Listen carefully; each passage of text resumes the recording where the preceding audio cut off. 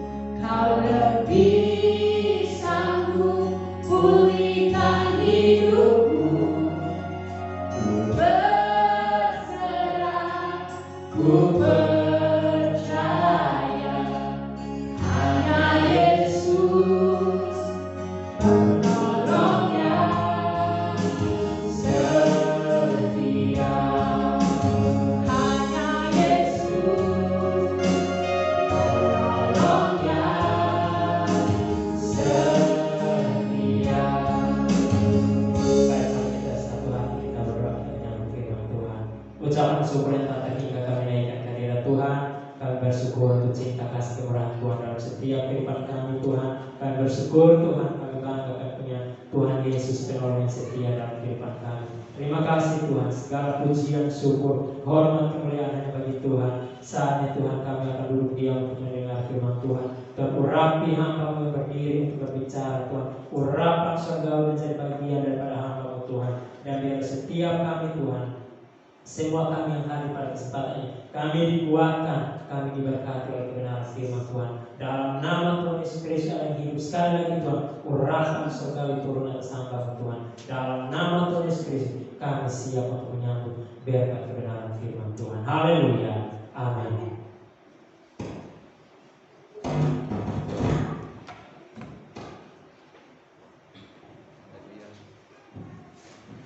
Tuhan, shalom.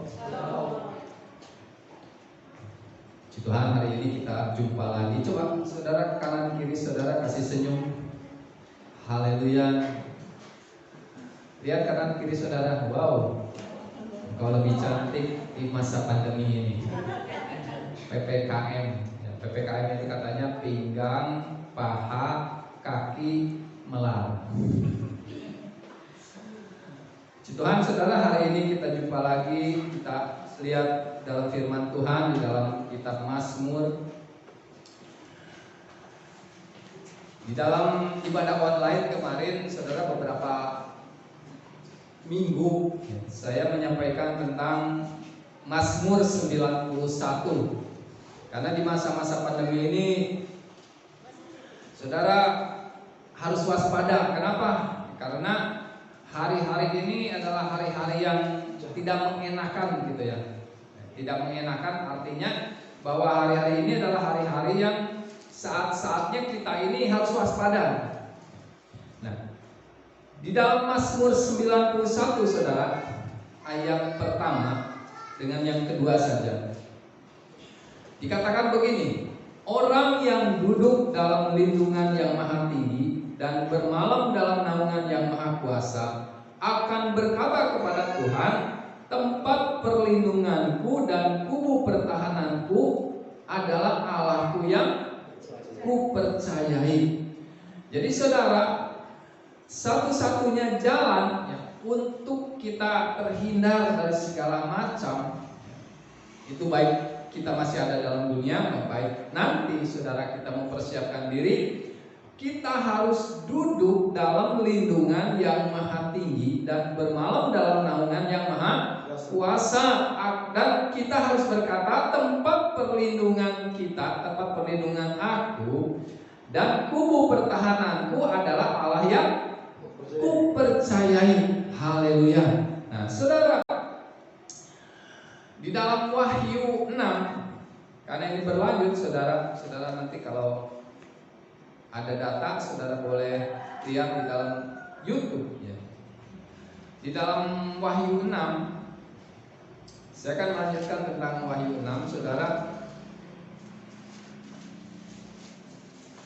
Wahyu 6 ini wahyu di mana wahyu ini pembukaan akhir zaman. Di sini ada 4 kuda yang sangat menentukan daripada dunia ini. Nah, saudara, dikatakan begini. Saya bacakan lagi ayat yang pertama sampai ayat yang kelima sekarang. Ayat ke-6. Maka aku melihat anak domba itu membuka yang pertama dari ketujuh materai itu, dan aku mendengar yang pertama dari keempat makhluk itu berkata dengan suara bagaikan bunyi guru, mari. Jadi saudara, di sini ada Yohanes ini mendengar suara dari keempat makhluk. Jadi ada 4 makhluk di sini. Dan aku melihat sesungguhnya ada seekor kuda putih dan orang yang menungganginya memegang sebuah panah. Panah ini bukan panah sebenarnya ya. Ini terjemahannya kurang tepat, tetapi busur atau tokman ya. Nah, dikatakan dan kepadanya dikaruniakan sebuah mahkota, lalu ia maju sebagai pemenang untuk merebut kemenangan. Jadi yang pertama kuda putih. Dan ketika anak domba itu membuka materai yang kedua, aku mendengar makhluk yang kedua berkata, mari, dan majulah seekor kuda lain, seekor kuda merah padam, dan orang yang menungganginya dikaruniakan kuasa untuk mengambil damai sejahtera dari atas bumi, sehingga mereka saling membunuh, dan kepadanya dikaruniakan sebelah pedang yang besar. Sebenarnya saya sudah ke PowerPoint ya, tapi belum muncul. Yang kelima, dan ketika anak domba itu membuka materai yang ketiga, aku mendengar makhluk yang ketiga berkata, mari, dan aku melihat sesungguhnya ada seekor kuda hitam. Yang ketiga, kuda apa? Kuda hitam, dan orang yang menungganginya memegang sebuah timbangan di tangannya. Kata timbangan ini sebenarnya bukan timbangan yang besar, tetapi neraca yang kecil buat timbang emas. Saudara, kalau ke toko emas ya, zaman dulu ada timbangannya itu kecil sekali, kayak neraca begitu. Saya ulas sedikit ya saudara. Kuda putih ini adalah, ada yang mengatakan bahwa kuda putih ini adalah gereja Tuhan. Tapi kalau saya lihat bahwa kuda putih ini tafsiran saya ya, ini bukan gereja Tuhan, ini adalah nabi palsu ya, atau gereja palsu. Ini adalah nabi-nabi palsu atau mesias palsu. Artinya kuda-kuda ini saudara tidak akan berhenti selama Tuhan Yesus belum datang. Jadi kuda-kuda ini adalah kuda-kuda yang selalu ada dengan permainannya, dengan gelombang-gelombangnya tersendiri gitu. Jadi kuda putih adalah kuda yang selalu memakai jubah putih, seolah-olah dia itu, kuda ini kan melambangkan kekuatan. Putih ini leopos ya, leopos itu artinya benar-benar putih ya, bukan yang dicat ya. Dan ini akan menandakan bahwa gereja yang tidak sungguh-sungguh. Saudara lihat, antikris itu dari mana datangnya? Antikris itu datangnya dari antara kita. Nah, saudara perhatikan, dari antara kita, antikris. Apa artinya antikris? Antikristus. Apa artinya Kristus? Kristos ya, yang diurapi. Jadi orang-orang ini anti orang-orang yang diurapi. Jadi ada gereja-gereja di antara kita, ada umat-umat Tuhan di antara kita yang anti pengurapan dari Roh Kudus. Karena kalau sudah diurapi oleh Roh Kudus, hidupnya tentu berubah. Amin. Ya. Kalau diurapi oleh Roh Kudus, hidupnya benar-benar saudara menjadi orang yang mengasihi dan cinta Tuhan. Nah, ini orang yang sungguh-sungguh ini tidak mau saudara. Dikatakan begini, lu ini lebih-lebih bisa, lu doa lebih-lebih bisa, baca firman lu lebih-lebih bisa, puji-pujian lu lebih-lebih bisa. Ini yang anti saudara. Puji Tuhan kalau sekarang, kalau dulu saudara,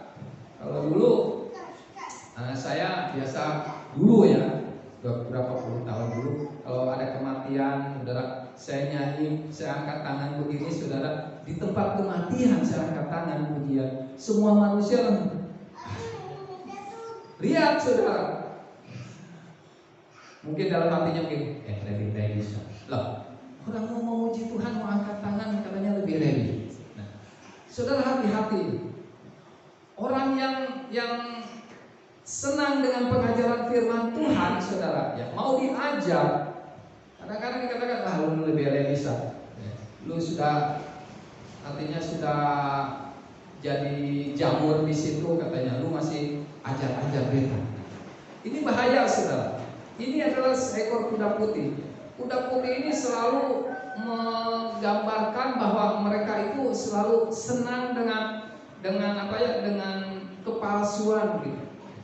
Ya firman Tuhan memang firman Tuhan. Paulus pernah mengatakan begini, mereka ada di antara mereka yang mengabarkan Injil tapi dengan kepalsuan. Injilnya benar, tetapi motivasinya lain. Nah ini bahaya. Yang kedua saudara dikatakan kuda merah. Kuda merah ini adalah melambangkan tentang kemarahan, peperangan. Hari ini kita kan sedang perang, bangsa-bangsa sedang perang, negara Indonesia sedang perang. Melawan apa saudara? Melawan COVID.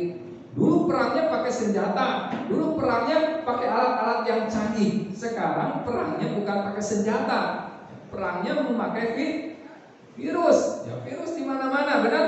Ya. Kalau perang pakai senjata, saudara, ya mungkin hanya sebagian negara saja yang perang. Tetapi kalau sekarang semua negara, hampir semua negara berperang melawan virus. Dan ini kuda-kuda ini ya mungkin variasinya lain. Mungkin dia punya modelnya lain saudara, dari tahun ke tahun, dari tahun ke tahun. Dan ini tidak akan berhenti ya, dengan apa? Dengan kecanggihannya mereka. Ya, iblis ini canggih kok tidak? Kira-kira canggih kok tidak iblis? Canggih saudara. Kalau tidak canggih saudara, bagaimana dia bisa menaklukkan manusia yang canggih? Benar? Manusia saja luar biasa saudara, bisa menemukan alat-alat yang hebat. Sekarang ini, kemarin saya lihat aplikasi saudara. Sekarang ada aplikasi ya. Jadi aplikasinya ini kalau kita buka, terus kita selfie ya. Terus di situ itu ada apa ya? Ada semacam tempat menggeser gitu. Jadi kalau kita geser, misalnya saya lihat selfie. Nah, foto saya kan hari ini begini ya. Terus saya geser. Terus saya geser ini ke 1/4-nya. Nanti saya ini jadi muda, jadi sama dengan umur 35. Wow. Kelihatan di situ. Saya geser lagi nanti jadi umur 25. Mukanya tetap saya. Nanti saya geser lagi, terus saya geser lagi sampai saya menjadi SD gitu ya. Anak-anak SD bisa saudara. Ini luar biasa ya, canggih ya sekarang. Nanti ada aplikasinya, itu baru di Cina ya, kemarin saya lihat webnya, aplikasinya nanti ada ya, nanti jadi kalau Oma dikasih lihat, nah Oma Bana, Oma Lena, Oma Here dikasih lihat, nanti masa mudanya bagaimana, tinggal di selfie, tinggal digeser saja. Oh begini, masih kecilnya begini, kelihatan saudara. Nah, jadi mereka itu bermain dengan polanya masing-masing ya. Jadi kuda merah, kuda putih, sekarang kita lihat kuda hitam. Nah, saudara, orang yang menungganginya adalah kuda hitam. Hitam itu dalam bahasa aslinya dikatakan melas. Melas itu artinya kuda yang kotor, tapi kotornya itu bukan karena kotoran, tapi kotornya itu karena kenajisan gitu. Jadi kuda ini kotor karena kenajisannya, hitam kotor karena najis begitu ya, kotornya. Nah, melas ini saudara menunjukkan kepada benar-benar hitam. Jadi hitam itu kan ada yang hitam kecoklat-coklatan, ini benar-benar hitam marege. Hitam metan. Saudara, dan saudara lihat ketika kuda hitam ini muncul, ayat yang ke-6 dikatakan begini, dan aku mendengar seperti ada suara di tengah keempat makhluk itu. Makhluk ini beda ya saudara. Kalau saudara lihat di dalam ayat yang ketiganya ada 4 makhluk di situ dan ada 4 kuda. Jadi ada 4 makhluk, ada 4 kuda. Kuda-kuda ini tidak terdengar, Yohanes tidak mendengar di antara kuda-kuda, tapi Yohanes mendengar di antara makhluk. Makhluk ini bisa berbicara tentang malaikat karena tidak ditunjukkan di sini. Bisa malaikat juga yang melihat untuk mengeluarkan 4 kuda ini. Nah, saudara, perhatikan saya bahwa orang yang bisa membuka materai ini supaya saudara bisa melihat zaman ini. Ayat yang pertama dikatakan begini, aku melihat siapa? Anak domba itu membuka yang pertama dari ketujuh materai itu. Siapa anak domba, saudara? Siapa anak domba? Anak domba adalah Yesus Kristus, anak domba yang sudah disembelih, artinya sudah menebus kita. Saudara tahu Tuhan Yesus, sebenarnya Tuhan Yesus itu punya jabatan banyak. Jabatannya hebat-hebat, raja segala raja, benar? Tuhan segala Tuhan, tabib segala tabib. Tetapi kenapa tidak dipakai semuanya? Yang dipakai adalah anak domba. Saudara tahu anak domba? Anak domba itu adalah anak domba itu adalah binatang yang tidak berdaya. Benar? Ada anak domba yang gagah? Ada? Tidak ada, saudara. Anak domba, bukan domba ya, anak domba. Ya, artinya anak domba ini tidak berdaya, benar? Dia mau diapakan juga, ya tidak berdaya. Tapi kalau raja di atas raja, ya tidak bisa, saudara. Ya, saudara mau macam-macam ke gubernur, bisa kok tidak? Ini baru gubernur. Kalau raja di atas raja, saudara mau bisa apa? Tetapi saudara lihat, yang bisa membuka materai adalah anak domba. Ini berbicara tentang orang yang rendah hati itu bisa melihat zaman sekarang. Amin. Kalau orang yang sombong hati, saudara, yang angkuh, ya, mau sombong hati, sombong rohani, segala macam, dia tidak akan mengerti akhir zaman, tidak mengerti zaman sekarang, saudara. Tapi orang yang rendah hati, orang yang mau diajar, orang yang mau dekat dengan Tuhan, orang yang selalu bertanya dengan Roh Kudus, ini orang ini pasti dapat melihat tanda-tanda akhir zaman. Sekali lagi, saudara, yang membuka materai ini tidak ada siapapun juga. Kalau saudara lihat, nanti kalau saudara lihat di dalam pasal 5-nya, Yohanes menangis. Kenapa, saudara? Karena tidak ada seorang pun yang bisa membuka materai. Bahkan kalau kita lihat di dalam Wahyu 5 ayat yang kedua dikatakan begini, dan aku melihat seorang malaikat yang apa? Yang gagah, yang berseru dengan suara nyaring, katanya, siapakah yang layak membuka gulungan kitab itu dan membuka materai-materainya? Wow. Malaikat yang gagah perkasa, malaikat yang hebat, ya. Dikatakan dia pun tidak bisa membuka materai. Dia pun mengatakan, siapa yang sanggup membuka materai? Tidak ada. Yang bisa membuka materai adalah anak yang bisa melihat zaman, akhir zaman, tanda-tanda zaman adalah orang yang rendah hati, yang mau belajar firman Tuhan. Nah, saudara, di akhir zaman ini, kuda hitam ini membawa sebuah timbangan kecil, dan saudara lihat di sini dikatakan ayat yang ke-6, secupak gandum sedinar dan 3 cupak jelai sedinar. Sedinar itu artinya orang bekerja 1 hari.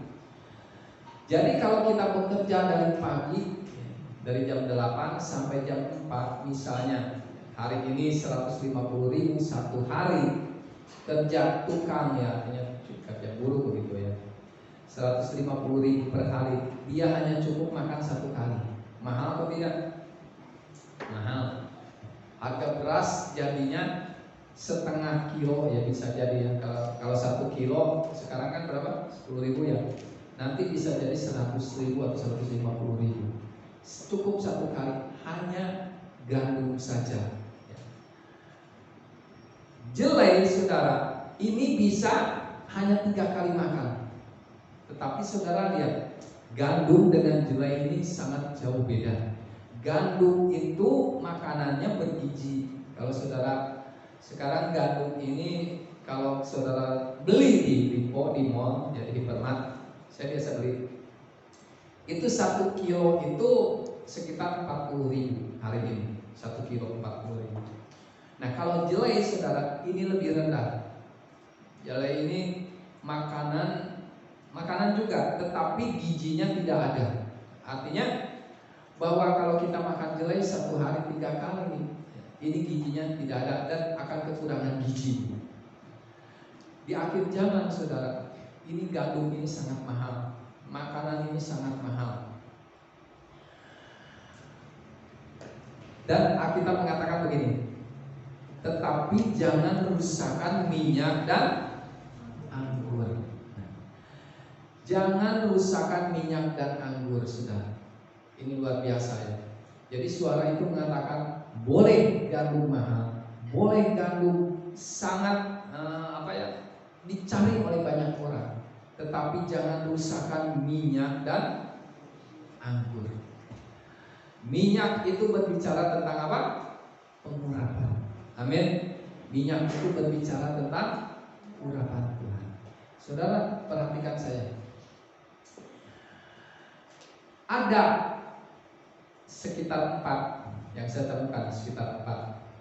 Minyak, anggur, roti, satu lagi air. Ini minyak ini saudara, pernah Elia datangkan tanpa dia harus mengambil dulu buah, dia harus memeras dulu menjadi minyak. Tidak.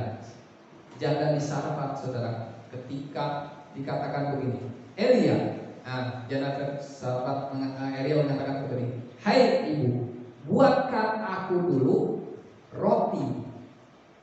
Terus si ibunya bilang begini, tidak ada roti, yang ada hanya segenggam tepung dan sedikit minyak dalam buli-buli.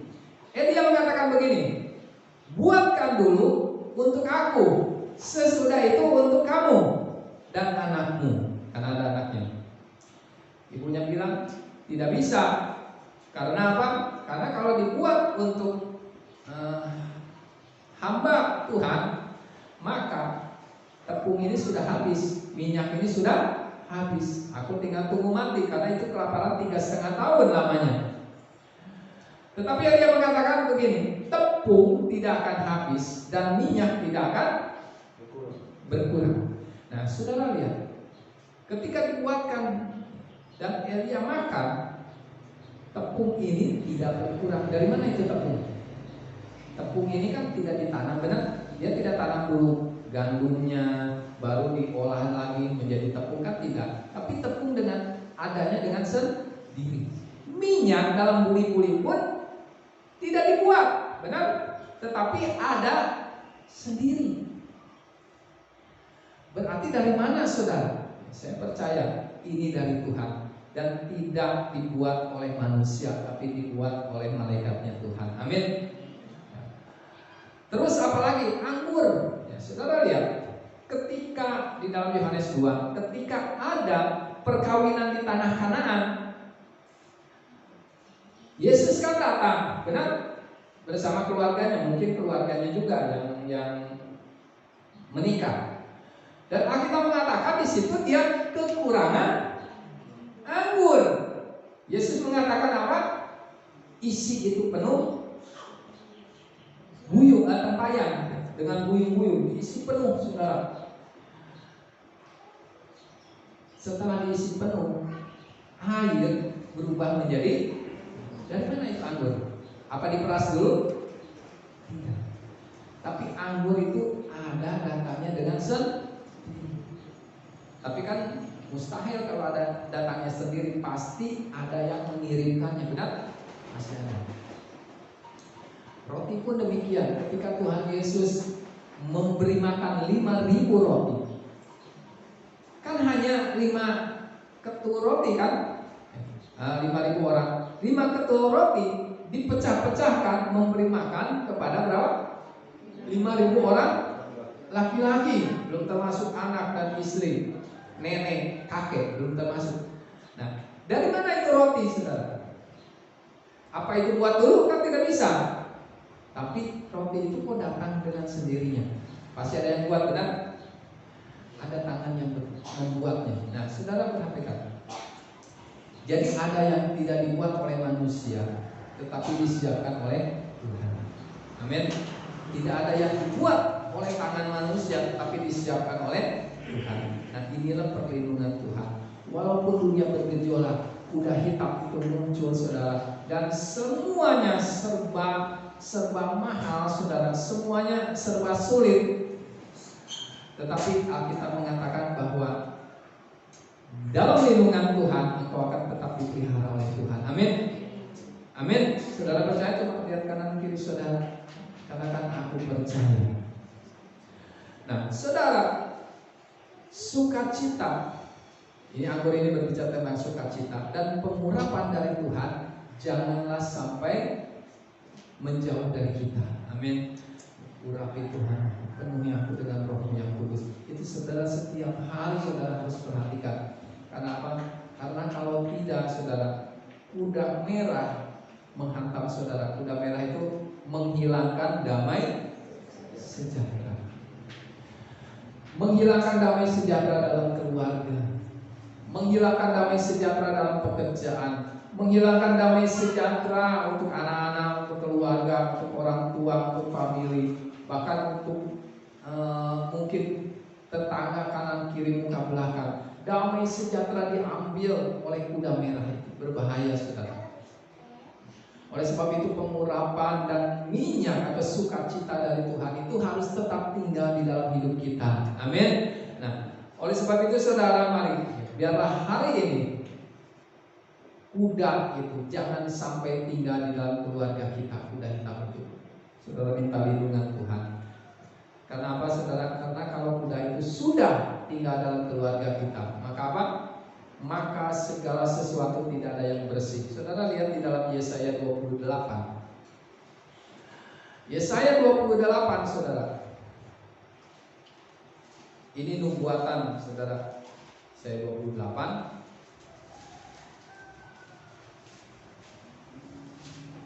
Kita baca ayat yang ke-8. Dikatakan begini, Yesaya 28 ayat yang ke-8, sungguh segala meja penuh dengan apa? Muntah, penuh dengan kotoran, sehingga tidak ada tempat yang bersih. Saudara tahu meja itu untuk apa? Meja itu bisa untuk belajar, meja itu bisa untuk makan, benar? Meja itu menyimpan sesuatu. Coba saudara, kalau di meja kita, ya, saudara punya di rumah punya meja kan? Ada meja? Ada meja tidak? Ada. Ya, ada. Kalau tidak ada, ngomong sama saya doakan. Saudara, coba kalau bayangkan ya, coba kalau saudara meja di rumah saudara, di situ ada tai kucing, ada tai anjing, ada tai toke, kira-kira gimana? Kira-kira gimana saudara? Saudara bisa makan di meja itu? Ya? Saudara bisa belajar di hadapan kotoran itu? Tetapi saudara, dikatakan begini, tetapi kalau kita tidak memiliki meja yang bersih, saudara, ini saudara membahayakan hidup kita. Amin. Ya, membahayakan kehidupan kita, saudara. Ya, kalau kita tidak memiliki meja yang bersih. Oleh sebab itu, mari biarlah kita selalu ada dalam lindungan Tuhan. Kita selalu ada di dalam anugerahnya Tuhan. Meja-meja kita harus bersih. Amin. Kalau bersih saudara, damai sejahtera ada tinggal di dalam hidup kita. Kalau mejanya kotor saudara, tentu kita ngamuk-ngamuk, marah-marah. Benar? Hati kita kotor, penuh dengan amarah. Benar? Hati kita kotor, penuh dengan kepalsuan. Hati kita kotor, penuh dengan kebencian. Oleh sebab itu hati ini atau meja ini, hati ini bersih, harus bersih. Oleh sebab itu kita berkata kepada Tuhan, tempat perlindunganku dan kubu pertahananku hanya Allah yang ku percayai, kepadanya aku percaya. Paulus pernah mengatakan bahwa dialah yang ku percayai selama hidupku. Nah, saudara, dulu Paulus ini paling hebat, paling pintar, karena dia seorang yang ahli Taurat. Tapi Paulus mengatakan semuanya menjadi sampah ketika aku mengenal Kristus. Jadi tidak ada apa-apanya. Saya sering mengatakan hari ini saudara, ketika ada peperangan, ketika ada virus saudara, harta saudara, jabatan siapapun juga yang punya harta banyak, jabatan tinggi, tidak akan ada manfaatnya. Benar? Tidak ada manfaatnya saudara. Bisa, kalau dulu sakit bisa ke Singapura, bisa ke Malaysia. Sakit langsung berobat ke luar negeri, punya uang. Sekarang sakit mau kemana saudara? Benar? Orang batuk pilek saja takut ke rumah sakit. Biarpun dia DPRD, biarpun dia punya jabatan, ataupun dia punya mobil banyak saudara, kalau dia batuk pilek apalagi disertai demam, kira-kira dia mau ke rumah sakit tidak? Karena kalau masuk ke rumah sakit saudara, imunnya tubuhnya turun mungkin ya.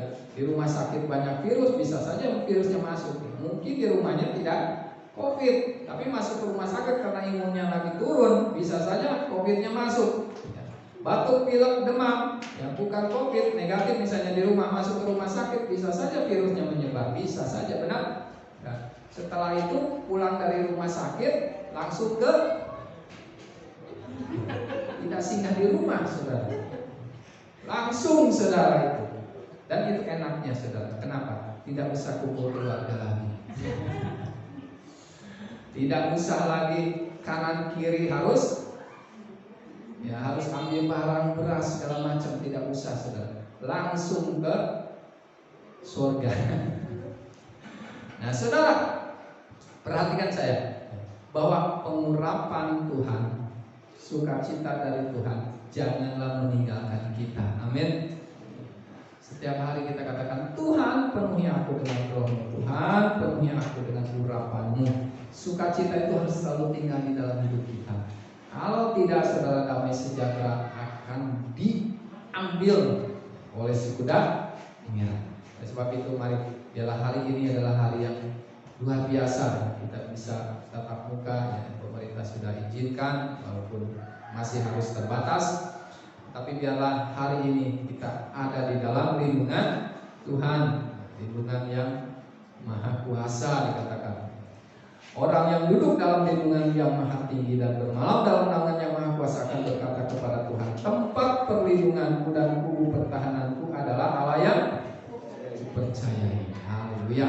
Biar firman Tuhan memberkati saudara dan Tuhan Yesus memberkati firman-Nya. Baik saudara, kita sebentar akan perjamuan kudus. Saudara persiapkan hati saudara, pikiran saudara. Siapa yang mau dan yang berhak menerima perjamuan kudus, dialah yang menguji hatinya. Apakah aku ini layak atau tidak? Itu masing-masing saudara. Siapa yang layak makan perjamuan kudus, saudara, dialah yang ingin mengasihi cinta Tuhan, lahir baru di hadapan Tuhan. Haleluya. Haleluya. Mari saudara, saya berdoa buat saudara. Haleluya. Terima kasih Tuhan buat hari ini. Hamba berdoa untuk setiap umat Tuhan di tempat ini, dimanapun mereka berada, di rumah-rumah Tuhan. Biarlah Tuhan memberkati mereka, menolong mereka. Biarlah mereka boleh berkata bahwa dalam lindungan yang maha tinggi dia boleh duduk dan bermalam dalam naungan yang maha kuasa. Dan mereka boleh berkata, kami boleh berkata, tempat perlindunganku dan kubu pertahananku, Allahku yang kupercayai. Biarlah Tuhan hari-hari ini kuda-kuda itu sedang bertebaran di mana-mana Tuhan, tetapi tempat perlindungan hanya Tuhan saja. Yang hari ini mungkin Tuhan dalam keadaan sakit, Tuhan jamah sembuhkan. Yang mungkin ekonominya turun, biarlah Tuhan memberkati, dan Tuhan memberkati usaha pekerjaannya. Yang mungkin hari ini Tuhan mereka dalam percobaan, dalam masalah, Tuhan membuka jalan keluar dari kehidupan mereka. Terima kasih Tuhan, sebentar kami akan menikmati perjamuan kudus ini Tuhan. Biarlah Engkau memberkati setiap apa yang kami lakukan hari ini, di dalam nama Yesus Kristus. Haleluya. Mari saudara kita bangkit berdiri.